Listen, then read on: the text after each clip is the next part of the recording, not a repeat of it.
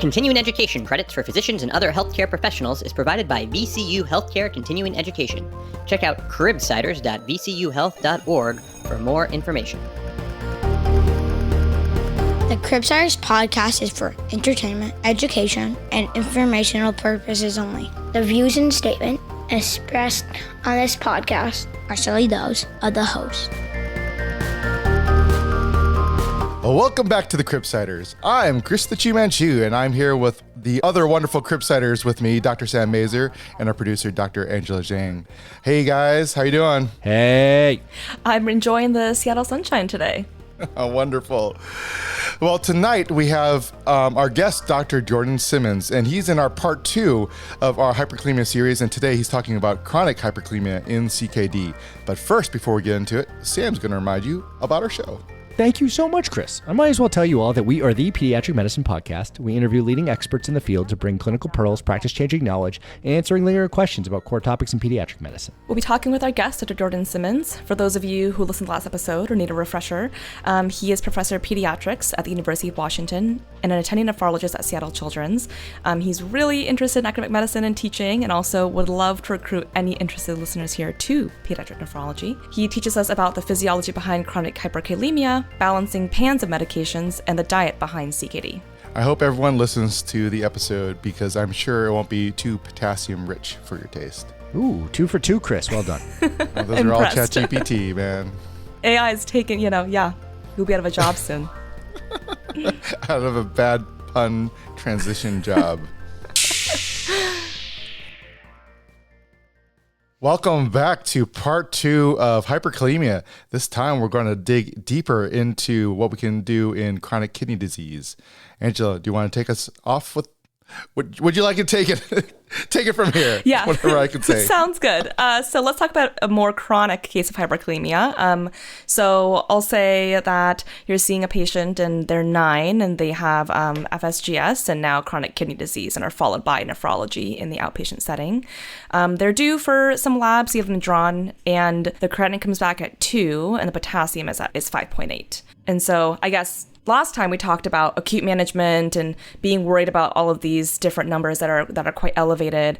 Should I be really worried in this setting, or am I able to take a breath? Yeah, that's a really good question, and we can get really anxious looking at the reports on the computer. The numbers are all the wrong colors, and sometimes they're bold, and occasionally I even get values back from outside laboratories where it actually says panic value, and I'm not a fan of panic in the hospital or in the care of my patients. It's always better to try to be calm, but there are times that you need to be worried, and I think in the previous episode we talked about times when you need to be worried, where the patient's cardiac function and risk for arrhythmia is really high, and that's worrisome. Long-term chronic elevations of potassium are always related to problems of excretion, and that's a kidney problem. So there's something wrong with the kidney's ability to be able to get rid of potassium. And we mentioned this a little bit before.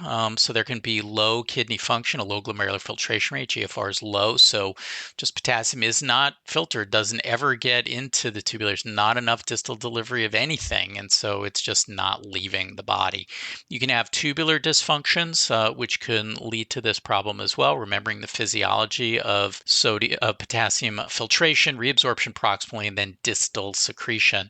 And that can be because of diseases of the renal tubule or therapies that we give to our patients, which will tend to limit potassium excretion. They're potassium-sparing diuretics that we're familiar with, things that work at the mineralocorticoid receptor, medications like spironolactone or eplerenone, medications that work at the epithelial sodium channel, medications like amiloride or triamterene.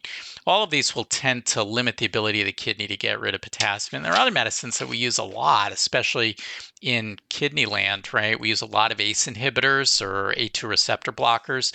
These inhibit the renin-angiotensin influence in aldosterone system. So RAS inhibition of any kind will limit the ability to have enough mineralocorticoid, enough aldo, to be able to promote potassium excretion. And a lot of my patients will be on immunosuppressive medications like calcineurin inhibitors. So my kidney transplant patients will be on calcineurin inhibitors as part of their transplant immunosuppression.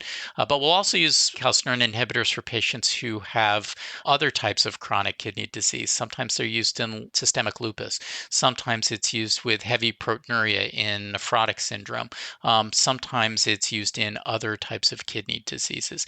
So you can have a lot of other reasons, either phenomenon related to the kidney itself or to the medications and therapies, which will tend to limit excretion. So this case that you describe is a patient who has a chronic kidney problem. The creatinine is about 2 milligram per deciliter now.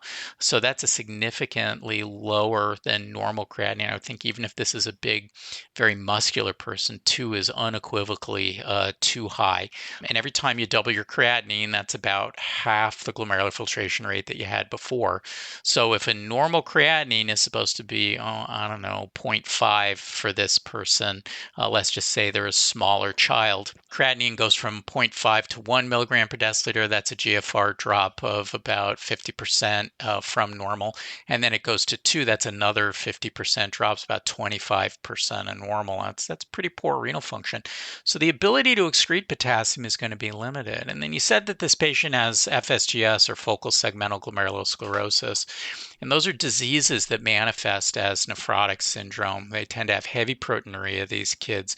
It's a lousy disease. It tends to lead to progressive chronic kidney disease and end-stage renal disease. And we really hate it because it can even lead to recurrence after transplant. Those patients who have persistent nephrotic syndrome that doesn't respond well to medications will often be on a lot of ACE inhibitor or A2 receptor blocker, because we know that one of the beneficial side effects, for lack of a better term, of those medications is to reduce protein excretion because of the way that they make changes in glomerular blood flow, and also because of some direct effects that those medications have on what's called glomerular perm selectivity, the ability of glomerulus to allow protein to slip through, which normally shouldn't be happening. And these drugs seem to make that protein loss a little bit less. So we tend to give these patients as much RAS inhibition as they can hold without making their creatinine go up even further. And if this patient really had bad nephrotic syndrome as a manifestation of their FSGS, they may also be on a calcineurin inhibitor, something like tacrolimus, at the same time. And tacrolimus will tend to limit your potassium excretion because of its effect on decreasing GFR and because of some direct effects on renal tubule. RAS inhibitors will tend to decrease your ability to excrete potassium because of its effect on GFR and the reduction in aldo production that you get downstream from inhibiting RAS. And so all of those things will tend to limit the kidney's ability to excrete potassium, plus the fact that the kid's GFR is not so great in the first place. So this patient has probably lower capacity. So how do we handle that? Probably the most important thing is to change their diet. And so we talked last time about how if you've got pretty normal kidney function, it's almost impossible to overeat your way into hyperkalemia. But if you have diminished kidney function or diminished excretory capacity from the kidney, it's actually pretty easy to make your potassium go up just by taking in too much. So our renal dietitians are very busy talking to our chronic kidney disease patients and reminding them about the low potassium diet that's necessary to make sure that they don't end up hyperkalemic and potentially putting themselves at risk for those acute problems that we talked about previously. But do many of these patients hang out at slightly higher levels? We talked before about how 5.5 milliequivalent per liter is sort of the upper limit of normal. And so I guess by definition, 5.6 would be considered hyperkalemia, but I really wouldn't be too worried about arrhythmia or significant risks at that point. And a lot of my patients with chronic kidney disease are hanging out at 5.6, 5.8. So if this patient shows up and, your question was, do I need to be worried? you may have the advantage of being able to look at all the lab tests that I've been drawing on this patient over the last year or two as they've been followed over the long term in our clinic. If you're working at an outside clinic and you don't have access to my electronic health record, you can give us a call and sort of say, hey, I'm seeing this patient in urgent care. I'm seeing this patient in my office. What do you think? Is there anything I need to be worried about? And I could go and take a look and say, he kind of hangs out here. I think he needs, why don't you send him to my office again? And we're going to have the renal dietitian have another chat with the patient and with the parents about being careful about what's going on. And then we can sort of regroup. So it's actually pretty uncommon in that situation that you've described that you need to be concerned that the patient is at risk now. The patient could be at risk down the road. And the same way that if in your office or in your urgent care in your emergency department, you're seeing a patient for a completely different story, but you notice a high blood pressure, don't blow it off. Contact somebody, contact the PCP if that's not who you are, and sort of say, I noticed something. And maybe you'll follow it up and it'll be nothing. And so this is a situation where you contact the patient's nephrologist and you'd say, hey, I saw this. Is there anything we need to be worried about today? Just want to make sure. And the answer would probably be no, but I'd say, thank you for calling. Let's make sure this patient comes into the office. I may have to rejigger the medications. We're definitely going to need to talk about the diet. And we're going to want to trend this in a better direction rather than running the risk of it trending in the wrong direction. And before we get into the questions that are like, how are we going to trend it? How are we going to do the diet? I just have two questions I want to ask, but I will separate them. The first one is for the benefit of your ACE inhibitors, your ARBs, your ability to essentially decrease filtration through the glomerulus and decrease your proteinuria. What potassium would you tolerate as a nephrologist with your patients? Oh, I don't even blink if it's less than 6. Okay. So 5.9, it's like that's another day at the office. And then when it's 6 or 6.1, and this is, okay, I'll have to, true caveat that this is my opinion and my experience here. I don't think there is any literature to tell you what's going on. But when it gets to be 6 or 6.1, then I look at context and I ask myself, did I just go up on the ACE and did I just double the lisinopril dose? In which case I may say to myself, maybe that was a mistake and I got to back up. Or I have some patients who must have that dose of lisinopril because they are hypertensive and profoundly nephrotic, and I got to do everything I can to get their blood pressure under control and reduce their protein excretion. And in that situation, when I see the potassium was previously 5.7, 5.8, and is now 6 to 6.1, I might not say I have to reduce the lisinopril. I might say, guess what? I'm adding diuretics to your regimen. And I might actually put that patient on a thiazide diuretic. If the GFR is really poor, I might even put them on low-dose furosemide because I need to augment their excretory capacity with diuretics because I need the benefits of those other drugs which are causing problems. So I think it's very context-driven. And I think you need to look and if you have access to trends and if you know the patient and you know what's going on, you can make those judgments. For people who maybe are interfacing with the patient at random times in an emergency department, in urgent care, in a general office, always the best thing if you're unsure and it looks a little weird, give us a call because it's the collaboration which makes sure the patient gets the right care. Awesome. So as a nephrologist that already has a trend of elevated potassium, something less than 6 seems reasonable. My second question is, you've already kind of touched on this already, but some of the physiology. So why do these patients who have consistently been at 5.8, for example, 5.9, even 6.0, why do they have a lower risk of arrhythmia? And again, I know you touched on it already, but I just want to really hammer that home. It seems to be that just over time, the membrane is kind of used to this. There's probably intracellular phenomenon as well, so that these relationships are a little bit more stable. Can a chronic kidney disease patient develop an arrhythmia with higher potassium? They absolutely can. There's no doubt about it. So again, when it gets to 6 or above, I'm still probably going, I would really rather it be a little bit lower. But most of my patients who seem to have chronic hyperkalemia, there's still a little bit of buffer, even if they're at 5.8 to 6, because the risk of arrhythmia is not as high even with a patient who acutely is up in the 6 range. There are certain phenomena that can make your risk of arrhythmia higher. And remember, we talked last time when we were talking about giving calcium for membrane stabilization of the cardiac membrane, that it's the relationship between potassium and calcium levels. So a hypocalcemic patient with a slightly high potassium level is going to be at more risk. And unfortunately, many of my chronic kidney disease patients are at risk for hypocalcemia because they have disorders of vitamin D metabolism. It's part of their chronic kidney disease, and they can end up a little bit on the hypocalcemic side.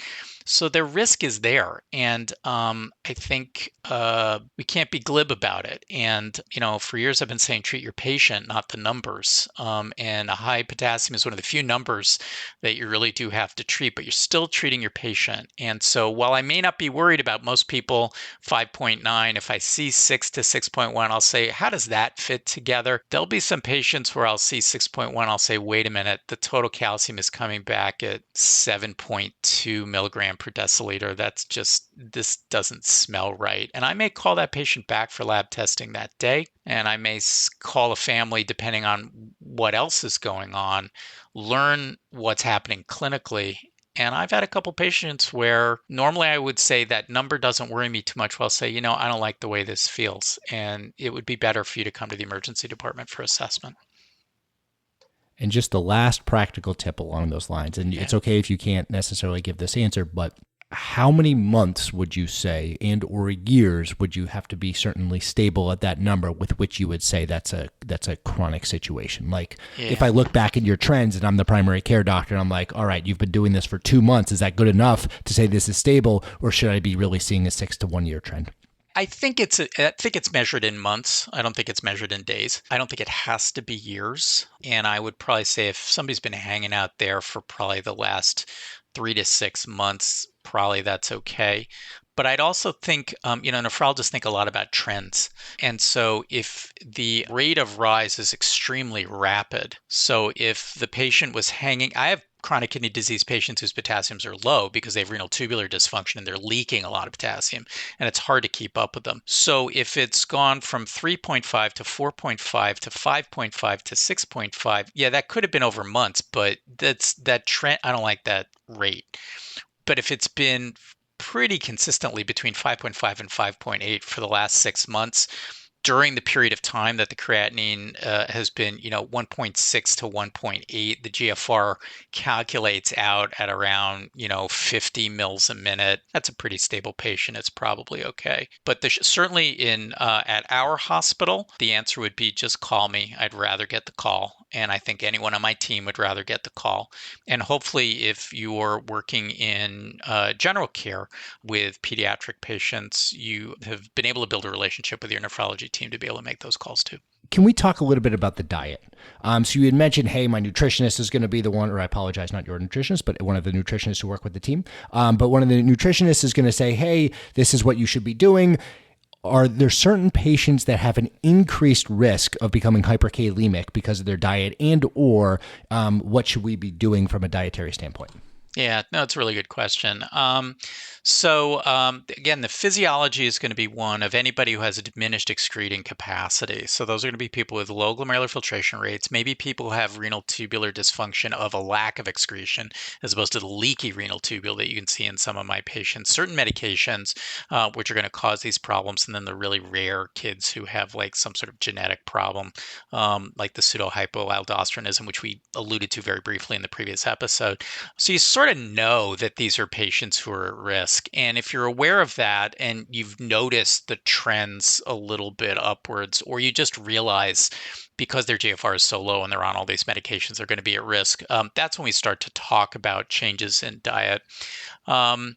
And so the low potassium diet is one to think about. And it's a shame because, there's a lot of potassium in fresh fruits and vegetables, which we'd really like kids to be able to eat. And sometimes we have to be really, really strict about that. And there's nothing, worse as a parent than to be able to tell another set of parents that, hey, you've worked hard to get your kid to eat their fruits and vegetables, and I'm going to tell you that you can't, or you can only have a few.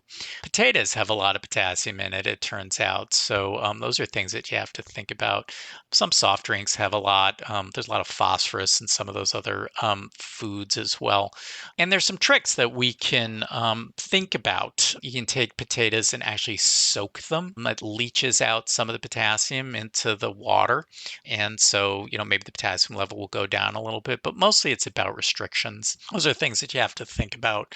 It can get tricky for infants who are on formula. Breast milk turns out to be relatively low in potassium. It's the best renal formula for babies is breast milk. So that's a good thing. We don't have to go artificial. We can stay with breast milk, which is best anyway.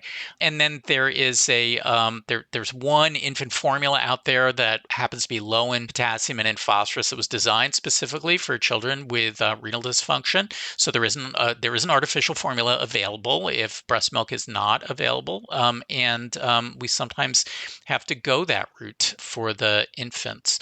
There was a period of time where we would occasionally take formulas, add sodium polystyrene sulfonate to the formula, stir, and then let it all settle out and decant the formula off, leaving the sludge at the bottom with supposedly all the potassium connected to it.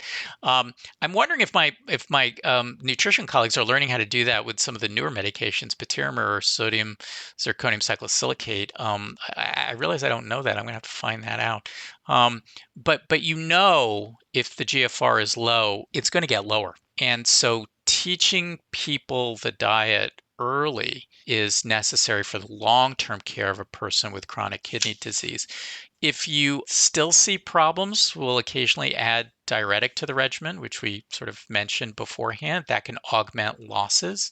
But usually that's because the kidney function is getting worse and worse over time, and potassium management gets harder. But then maybe fluid volume management is also getting harder. Maybe acid-base management is getting harder because chronic kidney disease people develop metabolic acidosis, and that doesn't help your potassium management, as we talked about in the previous episode. And so we have to give base replacement, and that might help a little bit with your potassium management, but it might cause other problems because you're eating sodium bicarbonate, and that adds problems to your volume status and your blood pressure. And we keep trying to keep things in balance, but if renal function continues to get worse and it's harder and harder to manage all of those phenomena, including the potassium management, that's a reason that you sometimes have to say, it's time to think about starting dialysis. And that's among the indications to get started for dialysis care is when the conservative management of all of those imbalances, particularly hyperkalemia, becomes too challenging. And so I was hoping to talk a little bit about management in this case. We talked about a lot about management in the acute setting, and now we have the management in the chronic setting where we feel like we have a little bit longer. What is your general approach when you do have this higher blood test, and what medicines should we be starting and or increasing? Yeah, it's a really good question. So this is an in and out balance, and so we have to think about it that way. And I think you need to think about it on both sides. Otherwise, it's very hard to be successful. So you work through methods to reduce the input. Again, renal dietitian is an integral part of our team. And I'm really fortunate because at least on my team, our dietitians are outstanding. So you need a really good review. You need to take a very, very careful diet history. You need to make sure that you have a conversation with families about these types of foods we really need to start limiting or even potentially avoiding. So that's the reduced input component. If it's an infant, if they're not already on breast milk or on that special formula that I mentioned, we're going to maybe have to think about a change. I've got a couple of kids over the age of 1 who are on that infant formula because it's just better. There's no sort of pediatric version of those formulas. There are adult renal formulas, which pack a lot of nutrition. Some of those are not super well tolerated by a 1.5 or a 2-year-old, but those are options. And so the input, it's important to work on the input side. And then you have to think about what you can do on the output side. And so can I safely back off on the RAS inhibition? Or is that not a good choice because it's going to make the patient have more proteinuria and more problems with their blood pressure control? But occasionally I've done it. I've sometimes reduced those doses and added a different antihypertensive medication to get at least the blood pressure under control. But it can be a challenge if there's a lot more protein excretion at that point. Can my patient really come off of a calcineurin inhibitor like tacrolimus? If this is a renal transplant patient who's at nearing the end of their kidney transplant life, which is why we're having renal dysfunction at this point. If I cut off the tacrolimus right then, maybe they'll lose their allograft immediately, and I don't want that. But can I go to my transplant colleagues, and maybe is there an alternative? There are other immunosuppressive medications which are not calcineurin inhibitors and don't have that same negative impact on potassium excretion. So maybe that's something that we could think about doing. In this case, I'd review very carefully what RAS inhibition I might be using, because I would anticipate in an FSGS patient that's part of my treatment plan. And I'd review calcineurin inhibition and maybe try to make some adjustments and see if I can get away with a little bit less. So that's the output part, where you optimize the ability to excrete, and then you can augment excretion by adding diuretic into the program. And then you have to make sure that you don't accidentally make the patient volume deplete. And so you have to think about ways to keep track of that. So it's, chronic nephrology management for chronic kidney disease, whether it's potassium related or anything else. I've often said it's like a pan balance, right? You sort of put a little bit on this side and a little bit on that side, and you try to find the way that it balances. The problem is that this pan balance has about 12 pans on it. And so figuring out how to get it all balanced is kind of tricky. And as we sort of alluded to beforehand, if you can't, maybe it's time to think about dialysis. And would you add sodium zirconium to these patients as part of your PANs? That is a really interesting question. And I have, over the years, before patiromer or sodium zirconium cyclosilicate were available, and all we had was sodium polystyrene sulfonate, I was very hesitant to do it. A couple of reasons. First of all, it added a lot of sodium to the patient, and that just worked against us in terms of volume management, blood pressure, edema.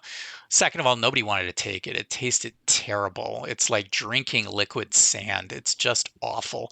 So nobody wanted to do it anyway. The kids with the G tubes, it was a little bit easier to get them to take it, but nobody really liked tasting it. And it's interesting, I was always afraid it sent the wrong message. I don't know if that's the right phrasing, but I worried, especially with some of my teens, that they'd say, well, I can just ignore the diet thing. I'll just take one extra hit of my K binder and it'll all be cool. And that's a recipe for arrhythmia. And I didn't like that. Our adult colleagues are using patiromer and using sodium zirconium cyclosilicate more in the chronic setting as part of the armamentarium to control potassium in their adult chronic kidney disease patients. It'll be really interesting. Some of my colleagues in pediatric nephrology have started to do it, and it'll be interesting to see if that starts to be done more. I haven't personally done it yet, but these are good tools, and figuring out how to use them best and safest is going to be interesting. And when you are making those adjustments, like when should we be repeating those? Say that the lab came back at 5.8. Are you waiting for the next 3-month lab, or are you repeating that in a week once you kind of do your adjustment? Again, very context dependent. There are some patients where I will recheck it in a week. So if I went up on the lisinopril from 5 to 10 just last week, and I rechecked it now and the K is 6.2, I'd probably say to myself, that's not good. Drop back to where you were beforehand. Let's repeat this potassium in about a week. We'll see where we are. The lower the GFR, the more the tighter the time frame to recheck. If it's been mostly 5.8 and it's 5.9, I actually might shrug and I might wait for the quarterly labs. So I think there's a lot of variability in there. But if you're not sure and you're anxious, check it sooner. And I checked it a lot sooner when I was earlier in my career. And as I've seen a little more, and you kind of get the vibe for how this is going to play, there may be a little bit more flexibility, but you always err on the side of the safety of your patient. I think we've been doing a lot of really great outpatient management, and I want to go back to something you said about at some point you need to maybe send a patient to the ED and maybe admit them for a hospital stay. And I want to touch more on tailoring our hospital management to a patient with CKD. So obviously we have our nephrology colleagues, our pharmacists, our nutritionists, but in general, when I think about IV fluids, feeds, plus minus TPN, medications, what are things I need to be careful of or specific things you'd recommend in patients with CKD? Yeah, I think probably the most important thing to remember is that all the regular tricks don't apply, right? So every trick we use, whether it's an equation to calculate maintenance fluids, assuming you believe in maintenance fluids at all, that concept, how much sodium or potassium or anything are they supposed to get in their PN on a daily basis, whatever those tricks, equations, calculators online, that well-worn page in your little book where you wrote something down in your residency, it doesn't apply if there's not normal physiology, right? Almost all of those tricks are based on assumptions about normal renal physiology and the way that the kidney is going to be able to respond to things that we do. And if the kidney is maybe not so capable of responding, those assumptions are out the window. So it's sometimes you have to back up and really go to first principles and not just use an equation or not just use something standard. There's no standard lights in PN for a renal patient. There's no standard intravenous fluid for a renal patient. You need to figure out what that individual patient means.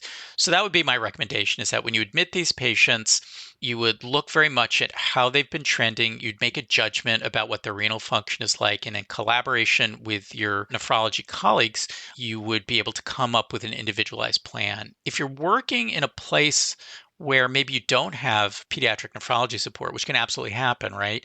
And because there's a relatively small number of pediatric nephrologists around the country, and smaller hospitals, smaller cities, community hospitals may not have a nephrologist on their staff, a pediatric nephrologist on their staff. So if you're in that situation, always err on the side of less. And if you recognize from a potassium standpoint, for example, if your standard intravenous fluid that you like to use has 20 milliequivalents a liter of KCl in it, don't do that. Too high potassium, especially in a renal patient, could happen really quickly and could get you into big trouble really quickly. So always err on the side of less. If in a couple of days the potassium's down to 3, not as bad as it being up to 8. And so that's an error if I'm going to err, I'd rather err on the side of too low than too high. And if you're following and you're monitoring, you should be able to keep track. So I think recognizing and respecting how quickly things could go bad, because none of the assumptions hold, will keep you honest and make sure you do the right thing for your patient. Okay, so being mindful of electrolytes and things, maybe using like a hypotonic fluid perhaps, or just making sure that the feed you're giving, for instance, if you don't have their home feed at a more community hospital, just kind of like be mindful of their excretion abilities. I think that if you're from a feeding standpoint, if you know that they're supposed to be on a low potassium formula or feed, and you don't have access to that, yeah, be mindful. That's a patient where you might say, well, I admitted you for bronchiolitis, but you happen to have mild chronic kidney disease. I'll just give you this other formula. You'd be okay. You might not be checking labs on all the other bronchiolytics in your hospital, but maybe that one you have to, because you got to keep track, because you recognize you may have perturbed the system, because unfortunately we don't have the resource. Intravenous fluids, I would avoid potassium in any of my renal patients unless they're a chronic renal patient who has increased potassium excretion. So some of my patients with tubulopathies actually lose a lot of potassium really, really quickly, and then they need some, so it gets a little tricky. So just because it's got the nephrology stamp on it, yeah, you need to dig in a little bit more and see where you are. Hypotonic intravenous fluids versus isotonic intravenous fluids is a whole other story, and very happy to come back and have that conversation another day. Hard one. Yeah, who knew there's so much drama in intravenous fluids? Yes, it does. We've talked a lot about treatment, management of CKD and hyperkalemia, and kind of electrolyte disturbances, both inpatient, outpatient.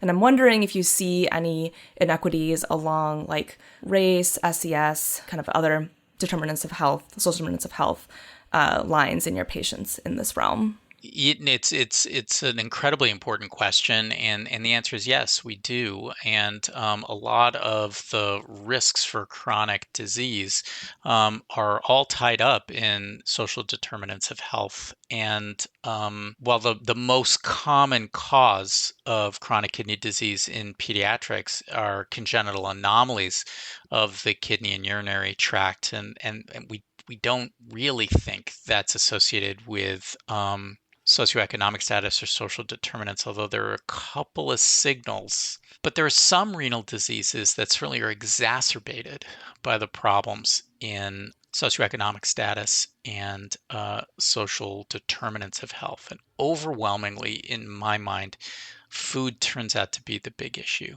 And if a family is food insecure, how are they going to be able to follow this specialized diet that we're pushing so hard for their child with chronic kidney disease. How are we going to make sure that we can optimize nutrition while also limiting exposure to some of these higher risk foods? We tend to have more challenges with sodium intake because so much of the inexpensive food is higher in sodium content, but we sometimes don't have knowledge of what the potassium content is going to be. And if you are food insecure and struggling to make sure that there's any food at all, being careful maybe about one member of your family and them needing a special diet, that can be really challenging if you're struggling to make sure that there's food for everybody. We have at our institution, one of my colleagues actually started a food pantry to try to help our chronic kidney disease and dialysis patients because we recognize that the rates of food insecurity were very, very high. Her work has been really important and I think sort of been transformative in the nephrology community to think about this in ways that we haven't beforehand. Concerns of potassium management are one component. It's a big deal and we really need to think about it. So I really appreciate you spending all this time talking to us for 2 whole episodes that our listeners will enjoy. I was wondering if there were any other last remaining thoughts, comments before we finish this episode with you. No, I first of all, thank you for the opportunity. I really appreciate it. And I hope your listeners find it interesting and motivating to learn more. I always say treat your patient, not the numbers, as I said beforehand. And I said, maybe potassium is the one place you really do have to think about the number, but we're still treating patients. And if we remember that, I think that'll tend to point us in the right direction. Awesome. Is there anything you'd like to plug as far as anything we should go to, anything our listeners should think about, anything along those lines? I'd say that I'm not big on plugs. Nephrology is great. Come, call me. We can talk anytime.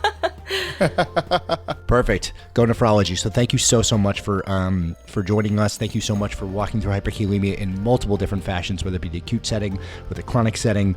And listeners, please definitely consider pediatric nephrology as your specialty of choice. And we'll talk to you next time. Thanks again. Thank you. All right, y'all. Thanks for sticking with us for 2 whole episodes. This has been another episode of the Cribsiders. It's for the kids. Get show notes and sign up for our weekly Knowledge Food Formula Feeds newsletter on our website at www.thecribsiders.com.